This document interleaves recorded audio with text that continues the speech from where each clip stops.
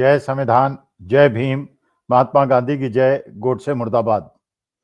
देखिए, ये बात सबको पता है, विश्व में सबको पता है कि आज की तारीख में जो युद्ध जीते जाएंगे और कौन सा देश बड़ा बनेगा और महान बनेगा और शक्तिशाली बनेगा, ये अस्त्र शस्त्र से जितना डिसाइड होता है, उससे ज्यादा डिसाइड होता है कि कौन से देश की आर्थिक शक्ति बढ़ेगी। अगर आपकी आर्थिक शक्ति बड़ी है तो उसके बाद आप दूसरे देशों पे दबाव डाल के अपना काम करा सकते हैं।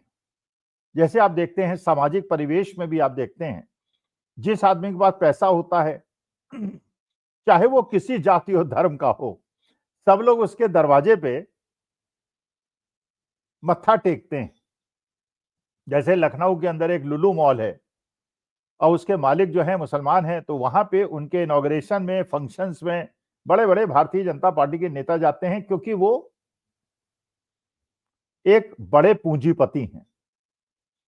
आपको पता है कि विश्व के बड़े बड़े नेता, चाहे वो शी जिनपिंग हो, चाहे वो डोनाल्ड ट्रंप हो, चाहे फ्रांस के प्रेसिडेंट हो या इंडिया के प्राइम मिनिस्टर हो, कोई भी हो, वो सऊदी अरेबिया, यूएई और ओमान, इन सबके शेखों के हाथ चूमने के लिए लालायित रहते हैं, क्योंकि उनके पास पैसा है।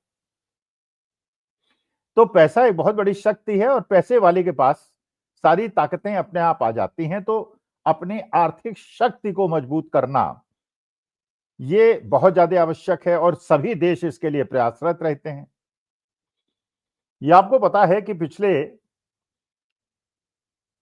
30 साल से जिस प्रकार से चीन ने अपनी आर्थिक स्थिति को सुधारने में और मजबूत करने में मेहनत की, आर्थिक शक्ति के साथ साथ उसने साइंस एंड टेक्नोलॉजी में, इनोवेशन में,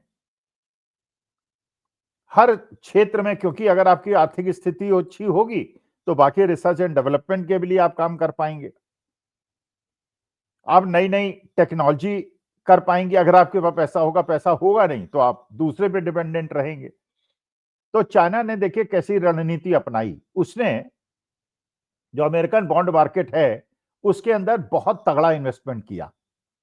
तो आज के तारीख में अमेरिका चाहे भी तो चीन को धता इसलिए नहीं बता सकता कि अगर चीन ने अपने बॉन्ड्स पे इन्वेस्टमेंट को वापस ले ले तो अमेरिका की इकोनॉमी धराशायी हो जाए।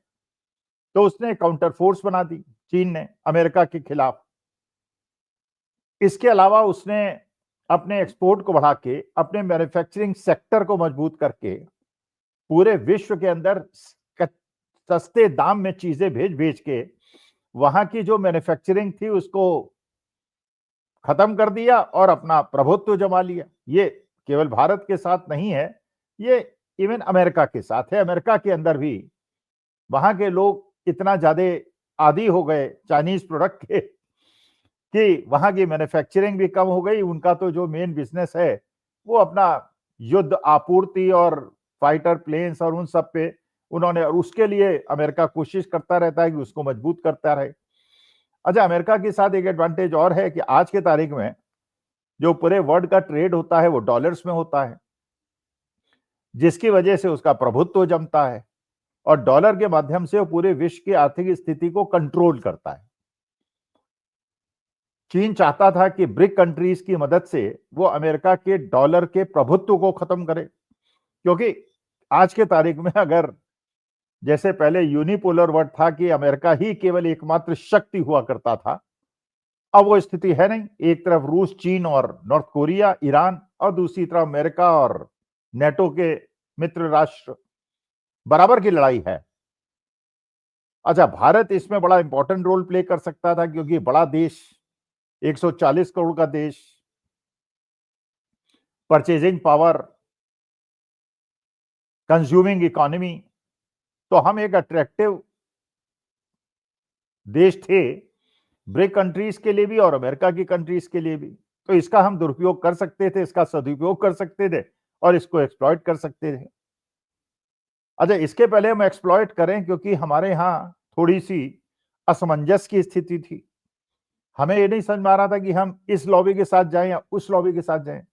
ये भी बात बिल्कुल सही है कि जो ब्रिक कंट्रीज हैं उसके अंदर हमारा एकमात्र ऐसा मित्र है रूस, जिसने हमेशा हमारा साथ दिया है।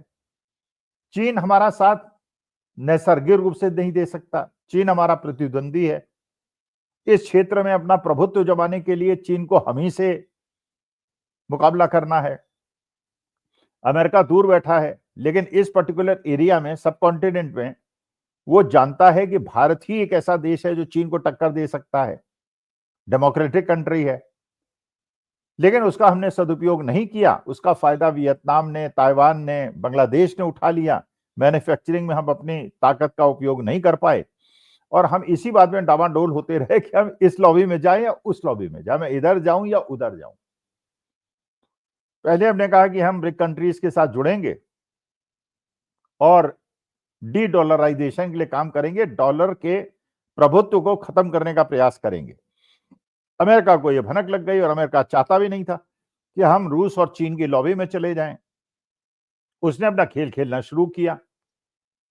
अच्छा, खेल खेलना तो शुरू किया, लेकिन उसके साथ साथ न केवल उसने हमें दबाव में लेना शुरू किया, बल्कि हम उसके दबाव में आने भी लगे। जहां हम ब्रिक कंट्रीज में सम्मेलनों में बहुत पार्टिसिपेट करते थे, उसकी लीडरशिप लेते थे, हमने वहां से विड्रॉ करना शुरू कर दिया और अमेरिका के दबाव में आ गए। अमेरिका ने न केवल हमारे आर्थिक हितों का नुकसान किया, हमारी इकोनॉमी को कमजोर करने का प्रयास किया, बल्कि उसने या तो सोची समझी रणनीति से या गलती से, आई डोंट नो, भारत को तो कमजोर किया ही किया, चीन को मजबूत कर दिया। यह बात तो समझ में आती थी कि अमेरिका कोशिश करेगा कि रूस को कमजोर करे, क्योंकि डोनाल्ड ट्रंप ये चाहते थे पूरे विश्व के अंदर एक मैसेज देना कि जहां मैं हाथ रख देता हूं वहीं काम हो जाता है। और वो चाहते थे जैसे ही वो राष्ट्रपति बने, रूस और यूक्रेन का युद्ध खत्म हो जाए और उसके बाद वो उसका श्रेय ले सकें। रूस ने तो तुरंत उसको अस्वीकार कर दिया, उसको मानने से इनकार कर दिया। तो अमेरिका को लगा ये तो हमारी तौहीन हो गई कि रूस हमारी बात सुन नहीं रहा, और यूरोप चाहता है कि यूरोप चाहता है कि अमेरिका यूक्रेन का साथ दे। तो उसने दूसरा पैंतरा खेला।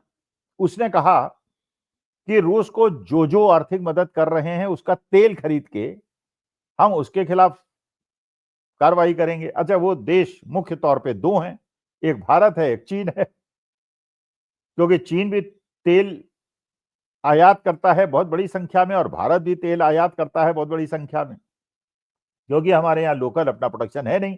अच्छा, तेल के सप्लायर्स कौन है? अमेरिका है, वेनेजुला है, अरब कंट्रीज हैं, रूस है, ईरान है, मोटे तौर पर।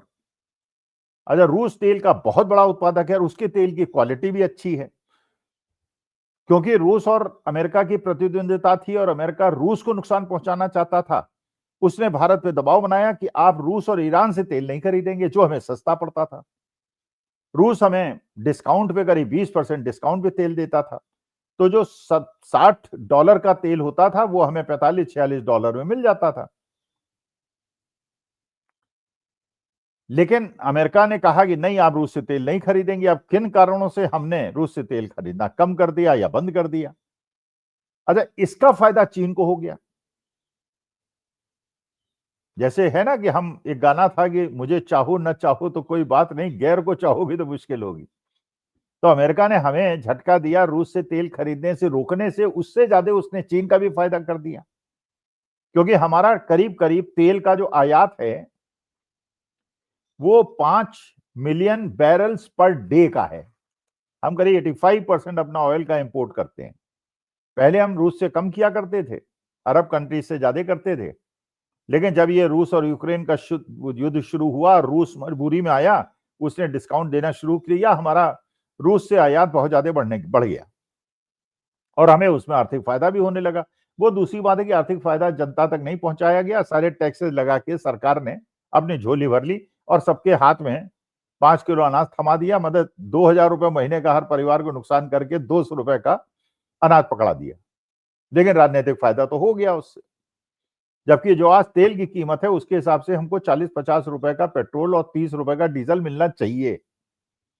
खैर, तो 5 मिलियन बैरल्स पर डे, अगर हम रूस से तेल नहीं खरीदते और हमें वहां $10 $11 का अगर डिस्काउंट मिलता तो आप सोचिए 2.2 मिलियन बैरल्स पर डे हम करीब करीब रूस से आयात कर रहे थे तेल का, 2 मिलियन बैरल्स पर डे और $10 पर बैरल का फायदा। कितना बड़ा फायदा हमें हो रहा था, जो अब हमने कह दिया कि हम नहीं खरीदेंगे। कितना नुकसान हो रहा है। चीन करीब करीब 2.2 मिलियन बैरल्स पर डे रूस से खरीद रहा है और उसको $11 से $12 का पर बैरल का फायदा रूस डिस्काउंट पे दे रहा है, क्योंकि जब इंडिया ने तेल खरीदना रूस से बंद कर दिया तो उसने चीन को तेल का निर्यात बढ़ा दिया और चीन ने उसका फायदा उठा लिया। तो ट्रेड डील की बात फिलहाल थोड़ा अलग करें। अगर केवल तेल की बात कर दें, अगर हम रूस से तेल नहीं खरीद रहे हैं तो हमें कितने ज्यादा बड़ा नुकसान होगा, जिसको कंपेंसेट करना किसी के लिए संभव ही नहीं है। और इसका फायदा चीन को हो गया। एक तो चीन ने अमेरिका को काउंटर किया कि रेयर अर्थ मटेरियल्स हम आपको नहीं देंगे, चिप्स नहीं देंगे, ये सब चीजें नहीं देंगे, तो अमेरिका भी उसके सामने झुक गया। और दूसरी तरफ अनपेक्षित रूप से अमेरिका ने हमारा तो नुकसान किया ही बिलियंस ऑफ डॉलर्स का, उसने चीन का फायदा भी कर दिया। और चीन ने रूस के साथ मिलकर, पाकिस्तान से मिलकर, एक यहां तुर्की के साथ मिलकर यहां ऐसा त्रिकुट बना लिया। और ये भी आप जानते हैं कि अमेरिका हमसे बहुत दूर बैठा हुआ है। वो दादागिरी तो कर सकता है दूर से बैठ के, लेकिन वियतनाम वॉर में और अफगानिस्तान को देख के आपको खुद समझ में आ जाएगा कि जब हम अपने यहां पड़ोसियों से घिरे हुए हैं, चीन से, पाकिस्तान से, अब तो बांग्लादेश से भी, और अमेरिका बैठा है दूर, वो केवल क्या हमारी मदद करेगा, जबकि वो हमें आर्थिक रूप से कमजोर कर रहा है और चीन को आर्थिक रूप से मजबूत कर रहा है। तो केवल अगर ट्रेड डील को थोड़ी देर के लिए अलग भी कर दिया जाए, जिसमें हमारे फार्मर्स बर्बाद हो जाएंगे और मजदूर बर्बाद हो जाएंगे, केवल तेल की बात कर ली जाए तो तेल में हमारा बिलियंस ऑफ डॉलर्स का नुकसान होगा, क्योंकि हम टोटल जो इंपोर्ट करते हैं उसका करीब करीब 27% केवल ऑयल्स का और क्रूड ऑयल का होता है। 27%, 1/4। हम बहुत बड़े आयातक हैं और हमारा बहुत बड़ा इंपोर्ट बिल है। तो चीन को फायदा कर दिया अमेरिका ने और भारत का नुकसान कर दिया। अमेरिका ने ये क्यों किया और हम क्यों करा रहे हैं, और क्यों अमेरिका को कन्विंस नहीं कर पा रहे हैं कि इस प्रकार से आप चीन को मजबूत कर रहे हैं और अपनी स्थिति को कमजोर कर रहे हैं, ये भी बात समझ से पड़े हैं। लेकिन मोदी जी गलगोटिया यूनिवर्सिटी को बेस्ट प्राइवेट यूनिवर्सिटी का इनाम देने में, नैक की A+ कैटेगरी देने में, अब अगर गलगोटिया यूनिवर्सिटी जैसी यूनिवर्सिटी को, जो कि सब कुछ फ्रॉडगिरी करती है आर्टिफिशियल इंटेलिजेंस के एग्जीबिशन में, उसको अगर श्रेष्ठ यूनिवर्सिटी का और नैक उसको A+ कैटेगरी का, और ये सारी प्राइवेट यूनिवर्सिटीज के पास A+, नैक का A+ का क्रेडिट रेटिंग है, इसका मतलब पब्लिक सेक्टर, गवर्नमेंट ऑर्गेनाइजेशंस और यूनिवर्सिटीज को बंद करना, जहां पढ़ाई थोड़ी बहुत ठीक हुआ करती थी, और प्राइवेट यूनिवर्सिटीज को बढ़ाना, लाखों करोड़ों की फीस लेना, A+ कैटेगरी देना, और चीन से 2.5 लाख रुपए में यंत्र खरीद के उसको कहना कि हम 350 करोड़ में हमने उसको डेवलप किया है। इस प्रकार की घोटालेबाजी, देश की जनता सतर्क हो, हर चीज को ध्यान से देखे। लेकिन केवल तेल के मामले में हमें जितना बड़ा नुकसान हुआ है उसको एस्टिमेट करना बहुत मुश्किल है। और जब ये रूस से आने वाले तेल पे जो डिस्काउंट बंद होगा, उसके बाद सरकार क्या करेगी, कितना टैक्स बढ़ाएगी और हमारे आप पे कितना बोझ पड़ेगा, यह समय की बात है। नमस्कार, धन्यवाद और प्रणाम।